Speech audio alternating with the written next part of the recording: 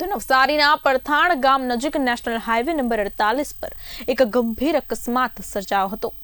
જલાલપોર તાલુકાના વેસમા 4 રસ્તા તરફ આવતા સર્વિસ રોડ પરના મોટા ખાડામાં ટ્રકના આગળના ટાયર પડતા ટ્રકના કમાન પાટા તૂટી ગયા હતા અને ટ્રક પલટી મારી ગઈ।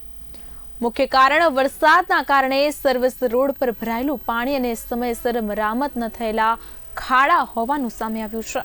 સ્થાનિક વાહન ચાલકો ભારે હાલાકી અનુભવી રહ્યા છે અને ગતિ વિઘ્ન સર્જાઈ રહ્યું છે।